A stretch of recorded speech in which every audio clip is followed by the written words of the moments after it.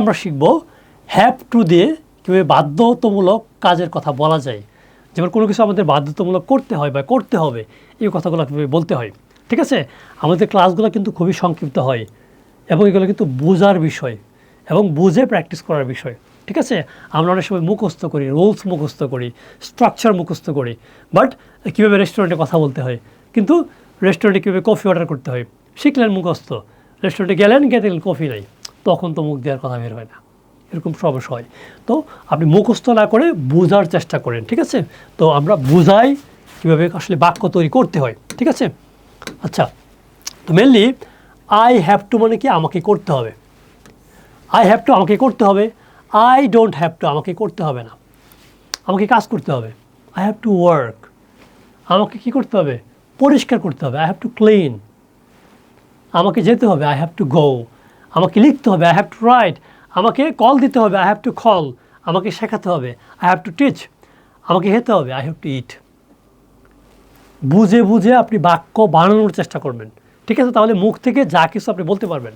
তাহলে আমাকে কাজ করতে হবে না, I don't have to work আমাকে হবে না, I don't have to, I have to আমাকে করতে হবে, আই ডোন্ট হ্যাভ টু আমাকে করতে হবে না, ইউ হ্যাভ টু তোমাকে করতে হবে, ইউ ডোন্ট হ্যাভ টু তোমাকে করতে হবে না, হি হ্যাজ টু তার করতে হবে, হি ডাজন্ট হ্যাভ টু তার করতে হবে না, তাকে করতে হবে না। ঠিক আছে, আশা করি বুঝতে পেরেছেন। দেখেন, এখন যদি বলি যে আমাকে যেতে হবে, আই হ্যাভ টু গো, যদি বলি তোমাকে যেতে হবে, ইউ হ্যাভ টু গো, যদি বলি তাকে যেতে হবে, হি হ্যাজ টু গো। আমরা যখন হ্যাভ এবং হ্যাজের ব্যবহার শিখেছিলাম, আপনি যদি এটা না বুঝতে পারেন কেন আসলে ইউ এর পরে হচ্ছে হ্যাভ হয় এবং হি এর পরে হ্যাভ হয় না, হ্যাজ হয়, সি এর পরে আবার এখানে মূলত ডোন্ট হয় না, ডাজন্ট হয়। এটা যদি আপনি না দেখেন, আপনি যদি আগের ক্লাসগুলো না করে থাকেন ভালো করে, আপনি কিন্তু আস্তে আস্তে বিপদে পড়বেন। মনে হচ্ছে আরে স্যার একটা জিনিস শেখায় মাত্র ক্লাসে, সবাই দেখি এক ক্লাসে অনেক কিছু বোঝায়, আপনি এখন পারেন কয়টা? এত কিছু শেখার জন্যই পারেন না, ভুলে যান, আবার এসে ক্লাস করেন। এখন থেকে খুবই simple, focus is very important. আপনি একটা জিনিসে ফোকাস করেন, আজকে শুধু আমি একটাই শিখবো, খুবই সহজ হবে আপনার জন্য।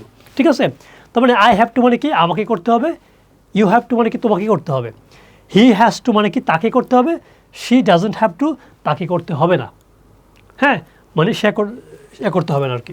তাহলে এখন এই যে ভার্বগুলো এখানে নিয়ে এসেছি, হ্যাঁ, এই ভার্বগুলো আপনি যুক্ত করবেন। আমাদের প্র্যাকটিস ইংলিশ বইতে হচ্ছে, আচ্ছা, এই যে আমাদের প্র্যাকটিস ইংলিশ বইতে কিন্তু আসলে 500 ভার্ব দেওয়া আছে। যেমন এখানে স্টাডি হচ্ছে স্টাডি, ওয়ার্ক, ক্লিন, গো, হ্যাঁ, কল, এরকম রাইট, এটা কিন্তু এগুলোকে ভার্ব বলে। হ্যাঁ, এটা হচ্ছে প্র্যাকটিস ইংলিশ বই। তো এই ভার্বগুলো আমাদের 500+ ভার্ব আমাদের প্র্যাকটিস ইংলিশ বইতে আছে, যাতে করে আপনি প্র্যাকটিসটা করতে পারেন। ঠিক আছে, তার মানে আই হ্যাভ টু স্টাডি আমাকে লেখাপড়া করতে হবে, আই হ্যাভ টু গো আমাকে যেতে হবে, এরকম করে আপনি বাক্য বানিয়ে লিখবেন। ঠিক আছে, তারপর হচ্ছে মেনলি আমরা এখানে একটা ছোট্ট করে একটা স্টোরি শিখব।